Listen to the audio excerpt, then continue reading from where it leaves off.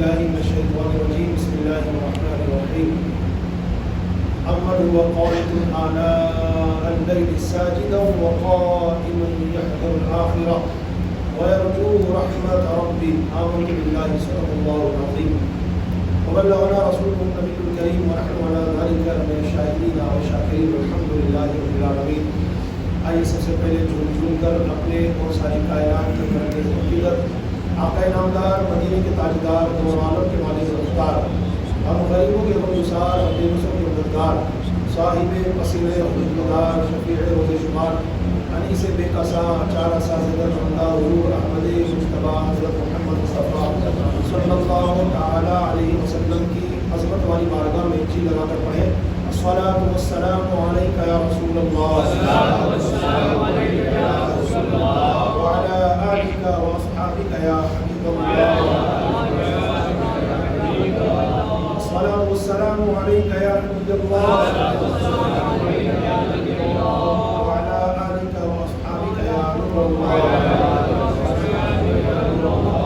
صلی اللہ تعالی علیہ وسلم نویت سنت الاعتقاد. حضرت سیدنا سعید بن مسیب رضی اللہ عنہ جو کہ تابعی بزرگ گزرے ہیں، یعنی آپ نے صحابہ کرام علیہ رضوان سے ان کی زیارت کرنے کا اور ان کی صحبت اٹھانے کا شرف حاصل کیا. بہت بڑے عالم دین، بہت بڑے متقی پرہیزگار اور ولی کامل گزرے ہیں. حضرت علی بن زید رحمۃ اللہ علیہ فرماتے ہیں کہ میں ایک مرتبہ حضرت سیدنا سعید بن مسیب رضی اللہ تعالیٰ عنہ کی بارگاہ میں حاضر تھا. آپ نے ایک شخص کی طرف اشارہ کر کے مجھ سے فرمایا کہ ذرا تم اس کا چہرہ دیکھ رہے ہو. حضرت علی بن زید فرماتے ہیں کہ جب میں نے اس شخص کا چہرہ دیکھا کوئلے سے زیادہ کالا تھا، ایک دم کالا کروٹا. اس کی وجہ میں نے پوچھی تو حضرت سعید بن مسیب رضی اللہ تعالیٰ عنہ فرمانے لگے کہ یہ شخص اسلام اور مسلمانوں کے تیسرے اور چوتھے خلیفہ حضرت سیدنا عثمان غنی اور حضرت سیدنا مولا علی رضی اللہ تعالی عنہ کی گستاخی کرتا تھا. اس کو میں نے منع کیا مگر یہ نہیں مانا تو میں نے اللہ سے کہہ دیا یا اللہ بے شک تو اس کی گستاخی سے ناراض ہو رہا ہے تو مجھے اس میں کوئی نشانی دکھا. اسی وقت اس بندے کا چہرہ کوئلے سے زیادہ کالا ہو گیا. حضرت حسن رحمۃ اللہ علیہ سے روایت ہے رسول ذیشان سرور اور مکان صلی اللہ علیہ وسلم ارشاد فرماتے کہ جو اس حال میں مرا کہ اگلوں کی یعنی صحابہ و تابعین کی برائی کرتا تھا، اللہ تعالیٰ اس پر ایک جانور مسلط کر دے گا جو اسے نوچے گا اور اس کی تکلیف وہ بندہ قیامت تک اٹھائے گا، محسوس کرے گا. یعنی اسلام بھائیو، بیان تو میں نے شروع کر دیا لیکن اب جانتے ہیں کہ ہر جمعے کو میرا کوئی نہ کوئی موضوع ہوتا ہے جس پر مجھے گفتگو کرنی ہوتی ہے. آج جو میرا موضوع ہے وہ ہے حضرت سیدنا عثمان غنی رضی اللہ تعالیٰ عنہ کے حوالے سے. آپ جانتے ہیں کہ اس وقت اسلام کا اسلامی مہینہ، اسلامی سال کا سب سے آخری مہینہ جاری ہے، ماہ ذی الحجہ. اس مبارک مہینے میں جن بزرگان دین کے عرس آتے ہیں ان میں حضرت سیدنا عثمان غنی رضی اللہ تعالیٰ عنہ کا یوم شہادت بھی ہے. 18 ذی الحجہ کو آپ نے شہادت کا جام نوش فرمایا. آج 14 تاریخ ہے تو آنے والی 18 ذی الحجہ کو انشاءاللہ حضرت سیدنا عثمان غنی رضی اللہ تعالیٰ عنہ کا یوم شہادت ہے، یعنی آنے والے منگل کو. پیر شریف کو مغرب ہوتے ہی چونکہ ماہ ذی الحجہ کی 18 تاریخ بن جائے گی، آپ کے یوم شہادت کی تاریخ بن جائے گی. آپ تمام اسلامی بھائی اپنے اپنے گھروں پر 18 ذی الحجہ کو حضرت سیدنا عثمان غنی رضی اللہ تعالیٰ عنہ کی یاد میں فاتحہ خانی کا اہتمام فرمائیں. انشاءاللہ پیر شریف کو چونکہ مغرب ہوتے ہی تاریخ بن جائے گی تو نماز عشاء کے بعد اپنی مسجد میں بھی امیر المومنین خلیفۃ المسلمین جامع القرآن حضرت سیدنا عثمان ابن عفان رضی اللہ تعالیٰ عنہ کی یاد میں فاتحہ خانی کا سلسلہ ہوگا. آپ شرکت بھی فرمائیں اور اسلامی بھائی جو اس میں حصہ ملانا چاہیں گے وہ انشاءاللہ موزن سب کے پاس جمع کروا دیں گے. تو آج جو میرا بیان آپ کے سامنے ہوگا انشاءاللہ وہ حضرت عثمان غنی رضی اللہ تعالیٰ عنہ کی شان و عظمت کے حوالے سے ہوگا انشاءاللہ. بڑا مرتبہ ہے آپ کا. اللہ کے پیارے حبیب صلی اللہ علیہ وسلم آپ سے اتنی محبت فرمایا کرتے تھے کہ اسی محبت کی بنیاد پر ایک ایک کر کے اپنی 2 شہزادیاں حضرت عثمان غنی رضی اللہ تعالیٰ عنہ کی نکاح میں عطا فرمائیں. بلکہ ایک حدیث پاک میں نبی کونین صلی اللہ علیہ وسلم نے ارشاد فرمایا کہ اللہ تعالیٰ نے مجھ سے فرمایا کہ میرے حبیب اپنی 2 بیٹیوں کا نکاح عثمان سے کر دو. اور ایک حدیث میں آقا علیہ السلام نے یہ فرمایا کہ اگر میرے پاس 100 بیٹیاں ہوتی، ایک کا انتقال ہو جاتا میں دوسری کا نکاح عثمان سے کر دیتا، دوسری کا انتقال ہو جاتا میں تیسری کا نکاح عثمان سے کر دیتا، یہاں تک کہ میری 100 کی 100 بیٹیوں کی تعداد پوری ہو جاتی. یہ آقا علیہ السلام سے بھی محبت فرماتے ہیں. حضرت مولا علی سے جب کسی نے پوچھا حضرت عثمان غنی کے بارے میں تو حضرت علی مولا فرمانے لگے سبحان اللہ، عثمان غنی تو وہ ہے جن کو فرشتے ذوالنورین کہتے ہیں. ذوالنورین کا مطلب ہوتا ہے 2 نور والے. تو آقا صلی اللہ علیہ وسلم نے اپنی چونکہ 2 نور والی بیٹیاں ان کے نکاح میں عطا فرمائی. پہلی حضرت رقیہ عطا فرمائی، جب ان کا انتقال ہو گیا تو حضرت ام کلثوم عطا فرمائی. تو 2 نور والی بیٹیاں، نور والے نبی کی 2 نور والی بیٹیاں ان کے نکاح میں آئی، اس لیے ان کا لقب ہو گیا ذوالنورین، 2 نور والے. اسی کی طرف اشارہ کرتے ہوئے امام اہل سنت سیدی مرشد اعلیٰ حضرت مولانا شاہ امام احمد رضا خان کہتے ہیں نور کی سرکار سے پایا 2 شعلہ نور کا، ہو مبارک تم کو ذوالنورین جوڑا نور کا. تو چونکہ نور والے نبی کی 2 نور والی بیٹیاں ان کے نکاح میں آئی. پہلے حضرت رقیہ رضی اللہ تعالیٰ عنہا آئی، جب وہ بیمار ہوئی اور انتقال فرما گئی تو نبی کریم صلی اللہ علیہ وسلم نے حضرت ام کلثوم رضی اللہ تعالیٰ عنہا کا نکاح ان سے فرمایا. ابھی میں نے آپ کو ایک حدیث پاک سنائی کہ آقا علیہ السلام نے 100 بیٹیوں کا ذکر فرمایا. ایک دوسری حدیث اور پیش کرنا چاہوں گا.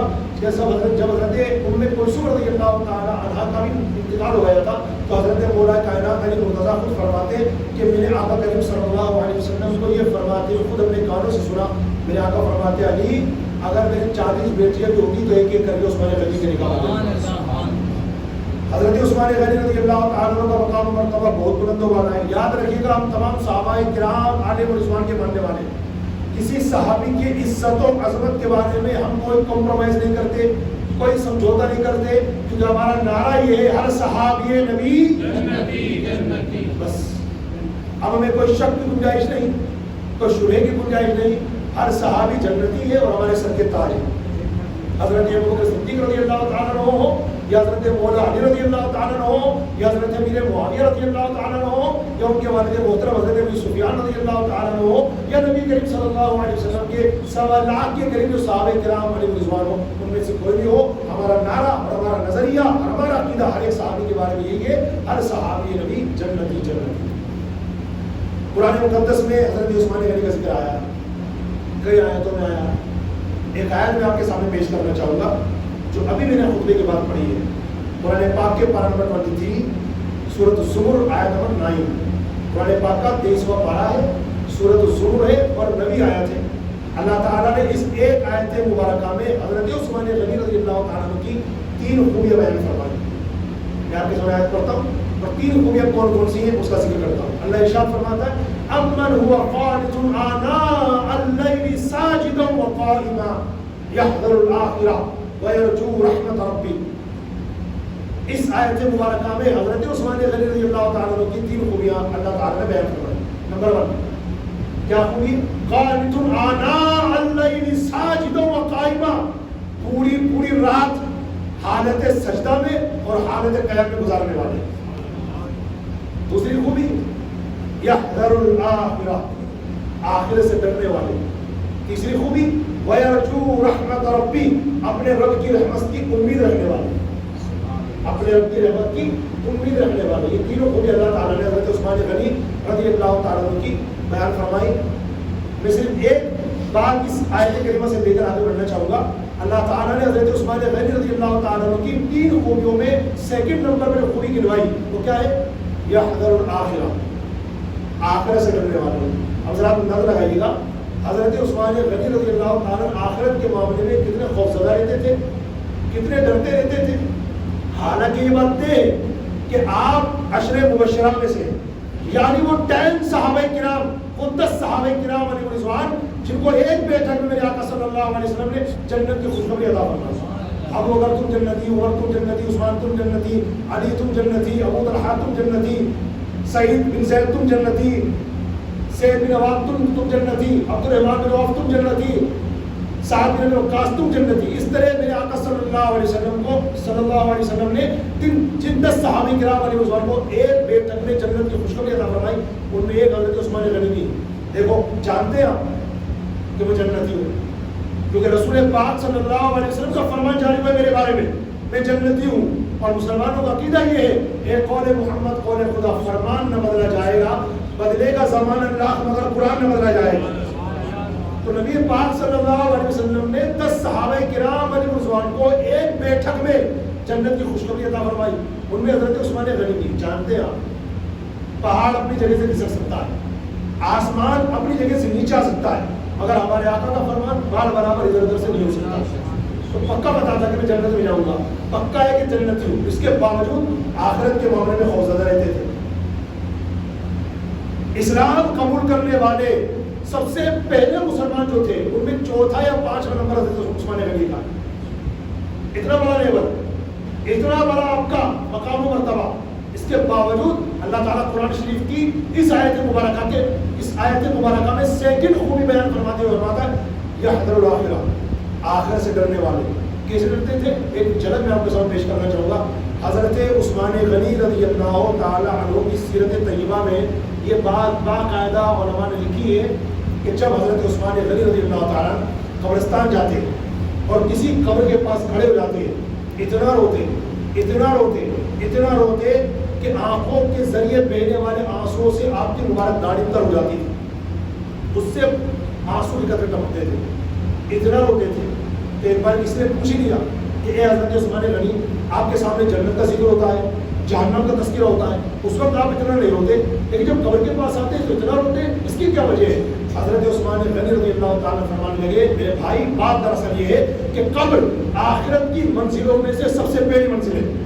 اگر قبر والے نے اس کو سلامتی سے پار کر لیا تو آگے کا معاملہ آسان ہے، اور اگر قبر والا اس میں پھنس کر رہ گیا تو آگے کا معاملہ مشکل سے مشکل ترین بن جائے گا.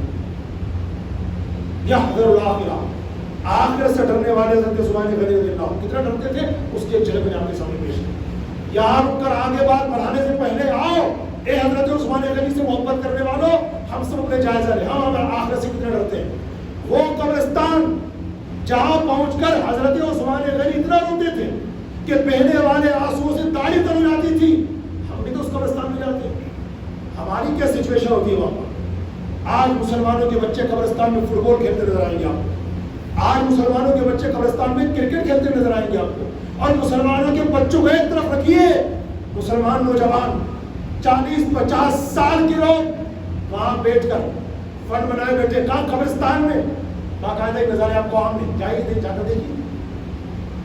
جہاں رات کے سناٹے میں جانے میں خوف آتا تھا نا، آج وہاں کی سچویشن یہ ہے کہ باقاعدہ لائٹ کا انتظام ہے. ہر لائٹ کے نیچے ہر 2-4-5 قدم کے فاصلے پر ہندو نہیں، سکھ نہیں، عیسائی نہیں، مسلمان کہلانے والے گپ شپ کر رہے ہیں. ایسے نظارے بھی آپ کو قبرستان میں دیکھنے کو ملیں گے کہ مسلمانوں کی منڈلیاں وہاں پر ہے اور باقاعدہ تاش کے گڈے ان کے ہاتھوں میں. کیا کہیں گے آپ اس کو؟ دل مردہ ہو چکا ہے. یہ وجہ ہے کہ اگر آپ جا کر ان کو سمجھائیں گے تو آپ کیا سمجھیں گے، وہ آپ کو سمجھا دیں گے. اتنے دل مردہ ہو چکے ہیں. وہ قبرستان ہمارے علماء نے فرمایا کہ جن جگہوں پر جانے سے اگر آپ ہنسیں گے کہ کہاں لگائیں گے تو دل مردہ ہو جائے گا، ان جگہوں میں ایک جگہ قبرستان ہے. آپ سارا جا کے دیکھیے کیا وہاں کہیں نہیں لگ رہے. ان کی کیا بات کرے، ہماری اور آپ کی بات کر لیتے ہیں نا. ہم جب کسی جنازے میں جاتے ہیں، بہار شریعت وغیرہ کتابوں میں بات درج ہے کہ جو لوگ جنازے کے ساتھ شریک ہیں ان کے لیے مکروہ ہے کہ جنازہ زمین پر رکھے جانے سے پہلے وہ بیٹھ جائیں. یہ مکروہ ہے. لیکن آپ جا کے دیکھیے جب آپ کسی جنازے میں جائیں تو جنازہ تو بھی لوگوں کے کندھوں پر ہے. قبرستان میں پہنچا جنازہ لوگوں کے کندھوں پہ ہے، وہ ابھی زمین اتارا نہیں گیا، لیکن لوگ پہلے ہی کسی درخت کے نیچے کسی پٹی پر سائڈ میں بیٹھنے کی جگہ لے لیں گے. وہی بیٹھ جائیں گے، چمکا کے بیٹھ جائیں گے تاکہ کوئی جگہ نہ لے لے. قبرستان میں اگر سب سے پہلا مکروہ کام کیا، جنازہ رکھے جانے سے پہلے جناب اپنی جگہ لے لی بیٹھ گئے، یہ مکروہ ہے. اس کے علاوہ پھر لوگ وہاں جنازے کو دفن کرنے میں مجبور ہیں اور ان کو جاہل قسم کے لوگ کاروبار کی باتیں کرنے میں مجبور ہیں. دیکھی جا کر کے قبرستان کی قبروں میں آرام کرنے والے ہمارے مرحومین تو ترس رہے کہ تمہیں کبھی قبرستان آنے کی توفیق نہیں ہوتی. آج کسی جنازے کے ذریعے آ گئے تو بیٹھ کر سبحان اللہ کی تسبیح پڑھ لو، الحمدللہ کی تسبیح پڑھ لو، اللہ اکبر پڑھ لو، کلمہ طیبہ کر لو، درود شریف کی کثرت کر لو، مگر نہیں.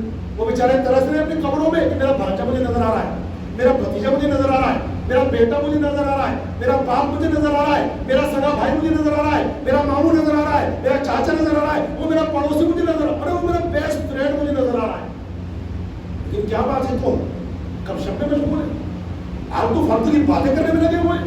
یہ مجھے یہ سارے سوال کیوں نہیں کر رہے؟ مجھے بتائیے آپ قبرستان جا کر جو مرحومین کے حقوق ہم پامال کرتے ہیں ان میں ایک حق جنازے کے ساتھ پہنچ کر بھی ہم پامال نہیں کر رہے ہوتے.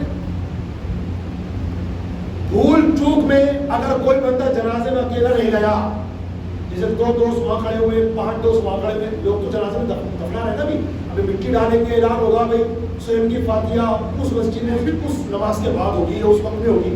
لوگ ابھی تو یہ سسٹم کریں گے. چلو اتنے میں گپشپ کر لیتے ہیں یا وہاں کی باتیں کر لیتے ہیں، تو 5 آدمی وہاں، 4 آدمی یہاں، 2 آدمی یہاں، 3 آدمی، اب یہ ایک اکیلا بچا ہوا، یہ کیا کرے؟ تو یہ بھی جگہ تلاش کرتا ہے کس کے پاس جاؤں، کیونکہ یہ سمجھتا ہے کہ اگر میں اکیلا کھڑا رہوں گا نا تو لوگ مجھے بیوقوف سمجھیں گے، یا یہ سمجھیں گے اس بندے کا کوئی دوستی نہیں. لا حول ولا قوت الا باللہ. اے اپنے آپ کے اندر کمتری محسوس کرنے والے، حقیقت میں سچویشن میں بے وقوف جاہل گوار تو نہیں ہے، جاہل گوار یہ ہے جو 3 4 5 6 4 5 3 7 یہ جو مل کر کے آپ تو فالتو باتیں کر رہے ہیں قبرستان میں آ کر کے. جاہل گوار ایڈیٹ چلو گی تو نہیں ہے. تو اپنی بے عزتی محسوس مت کر کے میں اکیلا کھڑا ہوں گا. لا حول ولا قوت الا باللہ. پھر ایسے لوگ بھی آپ کو نظر آئیں گے اکیلے کھڑے ہوئے ہیں. اب غور بھی کر لیا 2 آدمی کے پاس جانکاری نہیں ہے، ان کے پاس جب وہ بھی جانکاری نہیں ہے. اب کون میں کس کے پاس کھڑا رہوں؟ زندہ باد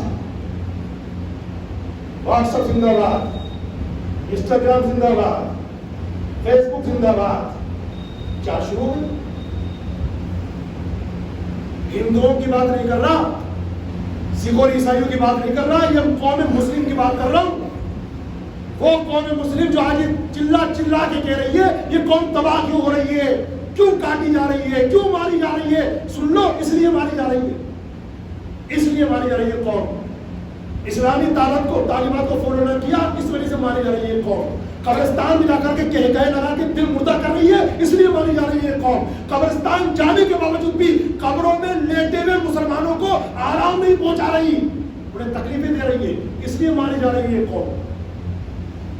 جنازے میں اسپیشل لوگ آپ کو دیکھنے ہو، سب سے پیچھے ہو جائیے آپ، سب سے پیچھے آپ باندھ کے ہنسی مذاق کرتے ہوئے. کچھ لوگ جنازے سے دور اس لیے چلنے کی کوشش کرتے ہیں تاکہ ہم باتیں کریں، اس بارے کچھ کاروبار کی بات ہو جائے، گھومنے پھرنے کی بات ہو جائے، گرمی کتنی تیز ہو رہی یہ بات ہو جائے. کل تو ماشاءاللہ بہت اچھی بارش آئی، آج انڈیا میں تو بہت اچھی تھی، یہاں نہیں آ پائی تھی، تھوڑی بہت تھی، یہ باتیں ہو جائیں. اور کب چل رہے گھومنے یہ باتیں کہاں ہو رہی، کب جنازے میں ہو رہی ہے. اب ایک بات میرا ہر بھائی نوٹ کرے، میرا ہر بھائی، کیونکہ ہمارے معاشرے میں جاہلوں کی کمی نہیں ہے. یہی وجہ ہے اگر کوئی جنازہ اٹھ جائے گا نا، جنازہ جا رہا ہے اور کوئی اللہ کا نیک بندہ بلند آواز سے پڑھے الصلاۃ والسلام علیک یا رسول اللہ وعلی آلک واصحابک یا حبیب اللہ، اگر بلند آواز سے جنازے میں پڑھ دے لا الہ الا اللہ محمد رسول اللہ صلی اللہ علیہ وسلم، جنازہ جا رہا ہے سب خاموش ہیں، اور ایک بندہ بلند آواز سے اگر پڑھ دے سبحان اللہ والحمد للہ ولا الہ الا اللہ واللہ اکبر، لوگ اس کا تماشا بنائیں گے، لوگ اس کو ڈانٹیں گے. کیوں؟ کیا لا رہا ہے یہ؟ میں عام حضرات کی توجہ دلانا چاہوں گا اس بات کی طرف. یاد رکھنا پہلے کے ہمارے فقہا نے یہ فتویٰ دیا تھا کہ جنازے میں بلند آواز سے ذکر اللہ کرنا مکروہ ہے. یاد رکھنا، بہت غور سے اس بات کو سننا، پھر انشاءاللہ میں حضرت عثمان غنی کی بات آگے بڑھاؤں گا. پہلے ہمارے علماء نے اپنے دور میں فتویٰ دیا تھا، جو متقدمین گزرے، متقدمین مطلب پرانے علماء جو گئے، چوٹی کے بڑے بڑے علماء جن کا آج پوری کائنات نام لینے پر فخر محسوس کرتی ہے، ایسا نام جن کا نام دعا میں شامل کر لو وسیلے کے طور پر، اللہ پاک دعائیں قبول فرما لے، ایسا بزرگوں کا نام. تو ان علماء نے فتویٰ دیا تھا اپنے دور میں کہ جنازے میں جاتے ہوئے بلند آواز سے ذکر اللہ کرنا، بلند آواز سے مکروہ ہے.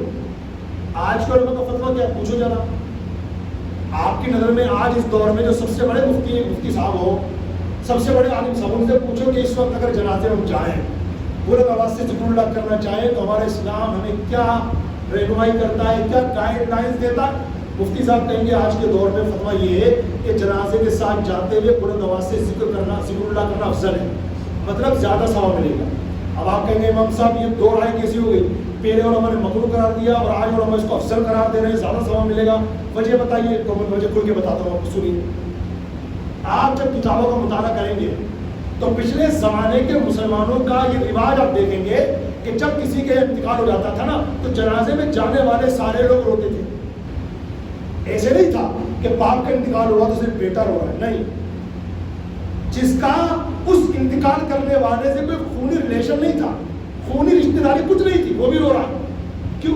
بات دراصل یہ تھی کہ ان مسلمانوں کو موت یاد آتی تھی اور اس جنازے کو دیکھ کر کے وہ اپنی موت یاد کرتے تھے کہ جس طریقے سے آج ہمارا یہ بھائی دنیا سے چلا گیا، ہمیں بھی دنیا سے جانا ہے، ایک دن مرنا ہے، اپنی قبر میں اترنا ہے، اپنی کرنی کا پھل بھگتنا ہے۔ تو سب کو اپنی غفلت یاد آتی تھی اور اس کے اپوزٹ اپنی موت یاد آتی تھی کہ اپنی ہماری زندگی غفلت میں گزر رہی ہے، نہ جانے اللہ کو کیا جواب دیں گے، یہ سوچ کے ہوتے تھے۔ تو ہمارے علماء نے اس وقت فتویٰ دیا کہ جنازوں میں بلند آواز سے ذکر اللہ کرنا مکروہ ہے۔ کیوں؟ اگر آپ ذکر اللہ بلند آواز سے کرنے لگ گئے، اللہ کا ذکر بلند آواز سے کرنے لگ گئے جنازے میں، تو جو لوگ رو رہے ہیں اپنی موت یاد کر رہے ہیں، اور اپنی موت کو یاد کرنا یہ بھی عبادت ہے، یاد رکھنا، کیونکہ یہ بندہ آخرت کے بارے میں غور و فکر کر رہا ہے۔ اور ہمارے علماء نے باقاعدہ روایت اپنی کتابوں میں لکھی ہے کہ آخرت کے معاملے میں گھڑی بھر کے لیے غور و فکر کرنا 60 سال کی نفلی عبادت سے بہتر ہے۔ تو اپنی موت کو یاد کرنا اس اینگل سے کہ میں مروں گا، اللہ کو کیا جواب دوں گا، میری زندگی غفلت میں گزر رہی ہے، اللہ مجھے معاف کر دے، اس طریقے سے، اور پھر رونا جانا یا آخرت کے بارے میں غور و فکر کرنا ہے، تو وہ مسلمان اس طرح کرتے تھے۔ تو ہمارے علماء نے فتویٰ دیا کہ بلند آواز سے ذکر اللہ کرنا مکروہ ہے، جس کو کرنا ہے دھیرے آواز سے کریں، اپنے کان خود سنیں، پاس والے نہ سنیں۔ کیوں؟ وہ ادھر رو رہے ہیں، وہ موت کی یاد کر رہے ہیں، وہ فانی دنیا سے کوچ کرنے کے بارے میں سوچ رہے ہیں، آخرت کی تیاری کے بارے میں سوچ۔ اگر آپ بلند آواز سے ذکر اللہ کریں گے وہ ڈسٹرب ہو جائیں گے، ڈسٹرب ہونے کی وجہ سے ان کا دماغ آخرت سے ہٹ جائے گا۔ اس لیے فرمایا کہ اس بلند آواز سے ذکر اللہ کرنا مکروہ ہے۔ متقدمین کا یہ تھا، متاخرین کا، متاخرین مطلب بعد میں آنے والے علماء نے کیا فتویٰ دیا؟ آج کے دور میں ہمارے علماء اہل سنت کا فتویٰ یہ ہے کہ جب آپ جنازے میں جائیں تو ذکر اللہ بلند آواز سے کر لیں، حرج نہیں ہے، بلکہ زیادہ ثواب ملے گا، اس کو افضل کہتے ہیں۔ اب اس کا کیا مطلب؟ تو فرماتے اس لیے کہ آج ہم جنازے میں جاتے ہیں تو لوگ اپنی موت اس کی موت کو بھی یاد نہیں کرتے جو جا رہا ہے پلنگ پہ لیٹ کر۔ اس وقت لوگ معاذ اللہ یا تو چپ چاپ چل رہے ہوتے ہیں، شاید ادھر ادھر کی باتیں اپنے ذہن و دماغ میں گھما کر، یا بہت سارے لوگ تلاش کرتے ہیں میرا کوئی بیسٹ فرینڈ ملے، کوئی میرا ایسا آدمی ملے باتوں نہیں، اس سے کچھ باتیں کرتا ہوا چلوں، اور یہ اسپیشل نظر ہے آپ کو جنازے میں سکس پیچھے زیادہ مل جائیں گے، جب لوگ پیچھے ہاتھ باندھ کے ہنستے ہوئے اپنے کاروبار کے حوالے سے دین کی باتیں کرتے ہوئے چلتے ہیں۔ تو ہمارے علماء نے فرمایا یہ دیکھو دنیا کی بات کر رہے ہیں، جنازے میں پھر بھی موت کو بھولے ہوئے، تو یہاں پر بلند آواز سے ذکر کیا جائے تاکہ آپ کے بلند آواز سے ذکر کرنے کی آواز کو سن کر یہ لوگ بھی ذکر کرنے میں مشغول ہوں اور دنیاوی باتوں سے دور ہٹے، اور آخرت کے معاملے میں یہ لوگ ترجیح دیں۔ لیکن یہ تو میں نے آپ کو مسئلہ بتا دیا، لیکن ہو سکتا ہے آج آپ کسی جنازے میں جائیں اور وہاں تو سب لوگ خاموش رہیں گے، اگر آپ نے بلند آواز سے ذکر کر دیا تو آپ کو برا سمجھا جائے گا۔ اس لیے موقع محنت کے اعتبار سے یہ ہونا چاہیے، اور اس کا سب سے اچھا طریقہ یہ ہے کہ یہ بات جو میں نے بتائی آپ اپنے ان سمجھدار مسلمانوں کو بتائیں جو دین سمجھتے، قرآن سمجھتے، شریعت سمجھتے، حدیث کی باتیں سمجھتے، اور ان کو الحمدللہ تھوڑی بہت دین کی سوجھ بوجھ ہے، ان لوگوں کو آپ بٹھائیں اور ان کو یہ بات بتائیں کہ والد صاحب کا انتقال ہو گیا، یا دادا کا انتقال ہو گیا، یا فلاں مرحوم کا انتقال ہو گیا، ہم جب جنازے میں جائیں گے تو بلند آواز سے کلمہ طیبہ کا ذکر کریں گے بھائی۔ اگر کوئی منع کرے تو اسے پیار محبت سے سمجھانا ہے تاکہ لوگ اس بہانے دنیاوی باتوں سے دور رہیں اور ہمارے ساتھ ذکر اللہ کرنے میں مشغول رہیں، تاکہ ہمارے ذکر اللہ کرنے کی آواز کے ذریعے سے اس مرحوم کو بھی ثواب ملتا رہے اور یہ اس کے لیے جنت میں باغ تیار ہوتے رہے۔ تو یہ حضرت عثمان غنی رضی اللہ تعالیٰ عنہ کی فکر آخرت کے حوالے سے بات تھی، جس پر میں نے اتنی ساری باتیں آپ کو بتائی۔ آج مسلمان بڑی غفلت میں گزر رہا ہے، اسے پتہ ہی نہیں کہ میں کہاں جا رہا ہوں، یہ تو طے ہے کہ موت کے قریب جا رہا ہوں، لیکن اس کو سمجھنے کی کوشش نہیں کر رہا۔ اللہ پاک ہم سب کو سمجھنے کی توفیق عطا فرمائے۔ حضرت عثمان غنی رضی اللہ تعالیٰ عنہ کے بارے میں قرآن شریف نے فرمایا یرجو الآخرہ، آخرت سے بڑے خوفزدہ رہنے والے تھے۔ حضرت عثمان غنی رضی اللہ تعالیٰ عنہ کو جو خوبی اللہ نے عطا فرمائی، میں انشاءاللہ 2-3 خوبی اور بیان کرتا ہوں، حالانکہ بیان تو بہت سارا ہے اور 10 منٹ کا ٹائم ہمارے پاس اور ہے، تو انشاءاللہ مزید میں عرض کرتا ہوں۔ حضرت عثمان غنی رضی اللہ تعالیٰ عنہ کو جو خوبی اللہ نے عطا فرمائی، ان میں ایک خوبی معلوم ہے کیا؟ اس نے اخلاق کے پیکر، آپ کے اخلاق بڑے زبردست ہیں۔ اس پر حدیث بات آپ کو سنانا چاہوں گا۔ حضرت ابو ہریرہ رضی اللہ تعالیٰ عنہ سے روایت ہے، آقا کریم صلی اللہ علیہ وسلم کی شہزادی حضرت رقیہ رضی اللہ تعالیٰ عنہ جو حضرت عثمان غنی کی زوجہ ہے، ایک مرتبہ آقا علیہ السلام کے گھر تشریف لے گئے اور حضرت رقیہ سے فرمایا بیٹی تم نے ابو عبداللہ کو کیسا پایا؟ ابو عبداللہ مطلب حضرت عثمان غنی. فرمایا بیٹی تم نے ابو عبداللہ کو کیسا پایا؟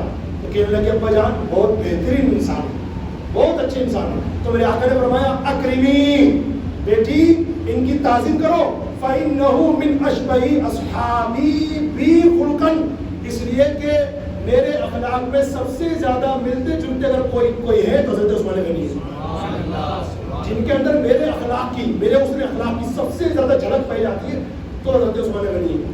یہ حدیث پاک تھی تو میں نے آپ کو سنائی. اب اس حدیث پاک میں 2 باتیں بیان کی گئی ہیں, سنیے غور سے. نمبر 1, آقا علیہ السلام نے سب سے پہلے فرمایا بیٹی سے اکرمی, بیٹی ان کی تعظیم کرو. اس کے ذریعے یہ پتہ چلا آقا علیہ السلام اپنی بیٹی رقیہ رضی اللہ تعالیٰ عنہ کے ذریعے دنیا کی ہر اس بیٹی کو درس دینا چاہتے ہیں جو شادی شدہ ہے, یہ شادی ہونے والی ہے. میرے آقا سب سے فرمانا چاہتے ہیں بیٹیوں اپنے شوہر کی عزت کرو. اور اس کے ذریعے سندیش پہنچایا جا رہا ہے ان باپوں کو جو بیٹیوں والے ہیں, ان کی بیٹی کی شادی ہو چکی, وہ اپنی گھر کی ہو چکی, یا وہ باپ جن کی بیٹیوں کی شادی ہونے والی ہے انہیں سندیش دیا گیا کہ اپنی بیٹیوں کی تربیت کرو. انہیں بتاؤ کہ بیٹی شوہر کا مرتبہ کیا ہوتا ہے, شوہر کا مقام کتنا بلند ہے, شوہر کا اسٹیٹس کتنا اونچا ہوتا ہے. تو بتاؤ نبی کریم علیہ السلام نے کیا فرمایا, حضور نے یہاں تک فرمایا عورتوں پر سب سے زیادہ حق ان کے شوہر کا ہے, مردوں پر سب سے زیادہ حق ان کی ماں کا ہے.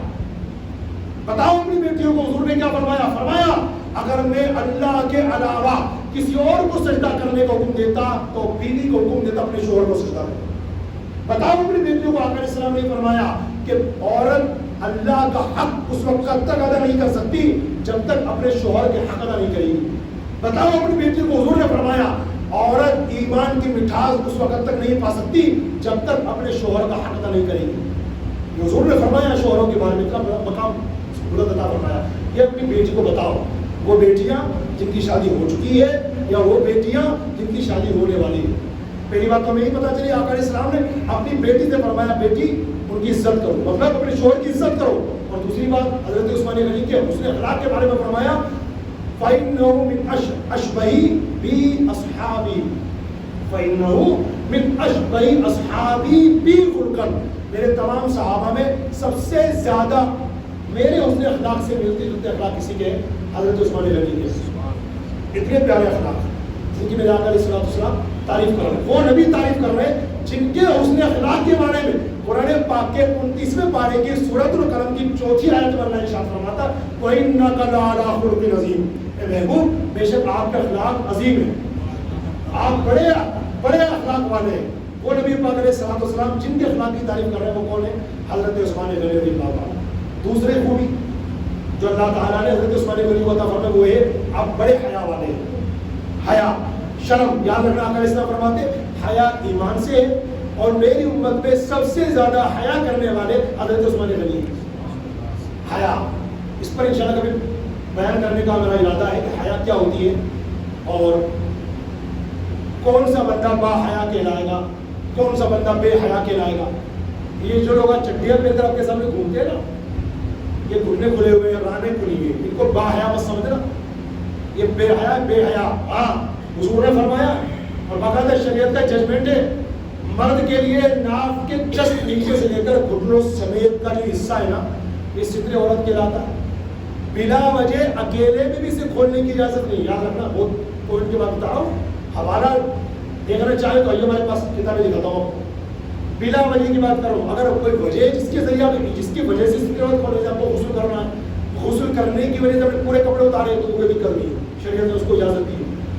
آپ کے یہاں تھوڑی پھنسا ہوا ہے, ڈاکٹر کے گئے ہیں, اب آپ نے پینٹ پجامہ لنگی پہن رکھی ہے, ڈاکٹر صاحب کہہ رہے ہیں دکھاؤ مجھے, پٹی باندھنے کی ضرورت پٹی باندھ دوں گا, اس کو ہٹانے کے ہٹا دوں گا, دوا لگا دوں گا, اور آپ اس کو نہیں مان سکتے. ڈاکٹر صاحب یہ تو نہیں دکھاؤں گا, کیوں نہیں, ہمارے امام صاحب نے بتایا ستر عورت اس کو دکھا نہیں سکتے, کوئی اور علاج کرو, دوا دے تو دکھاؤں گا تو وہاں بے وقوف مت بنو. بلا وجہ کھولنا نہ چاہیے, وجہ سے کھولنا چاہیے تو دقت نہیں ہے. یا پھول سے پھوڑو گیا اور ڈاکٹر صاحب کہہ رہے ہیں بھائی جب تک میں دیکھوں گا نہیں میں علاج کیسے کر سکتا ہوں, دکھائیے, تو پھر آپ ان کو اتنا حصہ کھول کے دکھا سکتے. اب یہاں پر اور آپ پھنسا گھٹنے کے بعد پوری ران کھول رہے ہیں آپ, ظاہر سی بات ہے ہر گھر میں سمجھتا ہے کہ بندہ کیا کر رہا ہے, تو یہ دیکھو یہ رولز اینڈ ریگولیشن ہے اسلام کے. اگر اسلام کو ماننے والے نہیں سمجھیں گے تو پھر کون سمجھے گا بتاؤ. تو مرد کے لیے ناف کے جسٹ نیچے سے, ناف سٹی عورت میں شامل نہیں ہے, ناف کے جسٹ نیچے سے لے کر گھٹنے سمیت کا جو حصہ ہے پوری گوڑائی میں آگے پیچھے سب, یہ کیا ہے, ستر عورت ہے مرد کے لیے. عورت کے لیے بھی الگ بات ہے, عورت کے تو پورا جسم اس کا عورت ہے, اس کا نام ہی عورت ہے, سوائے چند اعضاء کے وہ چھوڑ دی جائے, اس کا پورا جسم عورت چھپانے کی چیز ہے. خیر تو میں کیا عرض کرنا تھا, حضرت عثمان غنی رضی اللہ تعالیٰ عنہ کو اللہ تعالیٰ نے جو ایک عطا فرمایا بس حیا. تو میں عرض کر رہا تھا حیا والے لوگ آج کم ہیں. تو چٹیا میں کے لوگ گھومے بتائیے, کبڈی کھیلتے ہیں, کبڈی کھیلنے کو کون منع کرتا؟ اگر آپ کی اچھی نیت ہے میں کبڈی کھیلوں کس نیت سے کہ جسمانی ورزش میرے اندر آئے, جس میں طاقت مجھے ملتا ہے کہ میں اللہ کی عبادت اور اچھے طریقے سے کر سکوں, بہت اچھی نیت ہے آپ کی. تو کبڈی کھیلنا ناجائز نہیں ہے, مگر ستر عورت کھول کر کبڈی کھیلنا اس کی ہمارے سے اجازت نہیں دیتا. اور بھی جو ہے اس طرح کے دوسرے کھیل ہیں جس میں لوگ اپنی پائجامہ اتار دیتے ہیں, چٹیاں پہن لیتے ہیں خالی, اور دوسرے لوگوں کی نظر ان کی راہوں پر پڑتی ہے, کچھ لوگوں پر پڑتی ہے. ہمارا اسلام اس کی قطعی اجازت نہیں دیتا. اس بات کو ہر مسلمان کو ماننا ضروری ہے. پلیز سر جھکا کے مانیے کیا ہے ہمارے اسلام کا قانون ہے, ہم اس کو آمنا و صدقہ کہہ کر قبول کرتے ہیں. خیر تو ان سے میری گزارش ہے جو لوگ چٹیاں پہنتے ہیں اور اسی حالت میں باہر نکل جاتے ہیں, تو اللہ کے واسطے ایسا مت کیجیے. میں ایک اور توجہ دلانا چاہوں گا آپ کی, کئی ہمارے بھائی بائک چلاتے ہیں, ہیرو ہونڈا بائک چلاتے ہیں, تو لنگی پہنتے ہو, ٹھیک ہے. اب آپ ذرا بات کو سمجھیے گا, لنگی پہن کر اب جب بائک پر بیٹھیں گے اور پاؤں آپ پیڈل پر رکھیں گے تو ظاہر سی بات ہے آپ کی لنگی کھسک کر اوپر آئے گی. ایسا ہے کہ نہیں؟ سمجھدار بات کو سمجھیں, لنگی کھسک کر اوپر آئے گی. اگر پوری اوپر بھی نہ آئی تو کم سے کم گھٹنے تو کھلیں گے آپ کے. نہیں میں تو پوری توجہ سے چلاتا ہوں گاڑی, گھٹنے کھلنے نہیں دیتا, یہ آپ کی غلط ہے. کئی بار جب ٹریفک میں پھنس جاتے ہیں نا, کئی بار ٹریفک پھنس جاتے ہیں تو اس وقت گھٹنا چھپانے کی مہلت نہیں ملتی ہے, یا تو گاڑی آگے بڑھاؤ یا پیچھے کرو, یا گاڑی کئی بار بند ہو جاتی ہے تو گاڑی سنبھالو تم بھی سنبھالو گے. اس لیے ذرا سے بات کو سمجھنے کی کوشش کریں. اگر آپ ایکٹیوا چلا رہے ہیں تو ایکٹیوا میں کوئی دقت ہی نہیں, کیونکہ ایکٹیوا میں یا اسکوٹر میں آپ کے پیر آگے کی طرف جاتے ہیں. اگر لنگی آپ پہنے ہوئے بھی تو کوئی دقت نہیں ہے, اس میں گھٹنے کھولنے کا چانس ہی نہیں ہے. لیکن اگر آپ بائک چلا رہے ہیں ہیرو ہونڈا وغیرہ جس میں ایک پیر ادھر جائے گا ایک پیر ادھر جائے گا, تو وہاں پر ذرا لنگی سنبھالنے میں دقت آئے گی. آپ کی ران بھی کھل سکتی ہے, ران نہ بھی کھلے تو گھٹنے تو کھل رہے ہیں. اللہ کے واسطے یہ حرام جہنم میں لے جانے والا کام ہے, کیونکہ ہمارے اسلام کا فائنلی ججمنٹ ہے کہ لوگوں کے سامنے ستر عورت بلا وجہ کھولنا حرام جہنم میں لے جانے والا کام ہے. اس کو سمجھیے. حضرت عثمان غنی کیسے حیا کرنے والے تھے, میں ایک حدیث پاک سناؤں گا, حوالہ نوٹ کر لیں. صحیح مسلم شریف, بخاری شریف کے بعد جس کتاب کا سب سے بڑا مرتبہ حدیث کی کتابوں میں صحیح مسلم شریف, اور اس کی حدیث نمبر بھی نوٹ کر لیں 2401 2401 مسلم شریف. حضرت عائشہ صدیقہ رضی اللہ تعالیٰ عنہا جو ہماری امی جان ہے, وہ اس حدیث کو روایت کرنے والی ہے. کہتی مرتبہ ہمارے گھر میں نبی کون صلی اللہ علیہ وسلم لیٹے ہوئے تھے. سبحان اللہ, حدیث پڑھتا تو ایمان تازہ ہو جاتا ہے کہ میرا ذہن اس طرف جاتا ہے میرے آقا لیٹتے کیسے ہوں گے. حضرت صدیقہ فرماتی ہے مرتبہ ہمارے گھر میں آقا کائنات صلی اللہ علیہ وسلم لیٹے ہوئے تھے, اور کنڈیشن یہ تھی کہ آقا علیہ الصلوۃ والسلام کا جو تہبند مبارک ہے وہ ہٹا ہوا تھا پنڈلی سے. اس کو پنڈلی کہتے ہیں. ٹخنے اور گھٹنے کے جو بیچ کا حصہ ہے اس کو پنڈلی کہتے ہیں. اوکے, تو پنڈلی شریف سے آقا علیہ الصلوۃ والسلام کا کپڑا ہٹا ہوا تھا. حضرت ابو صدیق آئے, دروازے پر دستک دی, حضور علیہ الصلوۃ والسلام کو سلام عرض کیا. میرے آقا نے جواب دیا, فرمایا وہ اندر آ جاؤ. آ گئے, گفتگو ہونے لگی. کچھ دیر کے بعد حضرت عمر فاروق اعظم آئے, دروازے پر دستک دی, سلام عرض کیا. فرمایا عمر آ جاؤ. آ گئے, گفتگو ہوتی رہی. بی بی عائشہ فرماتی پھر کچھ دیر گزرنے کے بعد حضرت سیدنا عثمان غنی رضی اللہ تعالیٰ آئے, دستک دی اور سلام عرض کیا. میرے آقا نے فرمایا عثمان رکو. ابو بکر آئے, آ جاؤ. عمر آئے, آ جاؤ. عثمان آئے, رکو. آقا سیدھے بیٹھ گئے. پنڈلی شریف سے جو کپڑا ہٹا ہوا تھا وہ اس کو بھی صحیح کر لیا. فرمایا عثمان اب اندر آ جاؤ. آئے, گفتگو ہوئی. بی بی عائشہ فرماتی جب تینوں حضرات چلے گئے تو میں نے اس کی یا رسول اللہ میرے والد محترم حضرت ابو بکر آئے, آپ لیٹے رہے. عمر فاروق اعظم آئے, آپ لیٹے رہے. لیکن جب عثمان غنی آئے تو آپ اٹھ کے سیدھے بیٹھ گئے, کپڑا بھی درست کر لیا. اس کی کیا وجہ تھی؟ اب میرے آقا کا جملہ سنو. میرے حضور فرماتے عائشہ الا استحیی من رجل تستحیی منہ الملائکہ, اے عائشہ میں اس شخص سے حیا نہ کروں جس سے فرشتے بھی حیا کرتے ہیں. میں اس شخص سے حیا نہ کروں جس سے فرشتے بھی حیا کرتے. اللہ اکبر. یہ شان اور عظمت حضرت عثمان غنی رضی اللہ تعالیٰ عنہ کی باتیں بہت ساری ہے, من کر رہا ہے اور بیان کروں مگر اب ٹائم اجازت نہیں دے گا. بس آخری اعلان کر کے میں اپنی بات ختم کر رہا ہوں. انشاءاللہ میں نے آپ کو بتایا شروع میں 18 ذی الحجہ حضرت عثمان غنی رضی اللہ تعالیٰ عنہ کا یوم شہادت ہے. تمام اسلامی بھائی اس اعلان کو یاد رکھیں گے. آنے والے منگل کو انشاءاللہ ماہ ذی الحجہ کی 18 تاریخ ہوگی. حضرت عثمان غنی رضی اللہ تعالیٰ عنہ کا یوم شہادت ہے.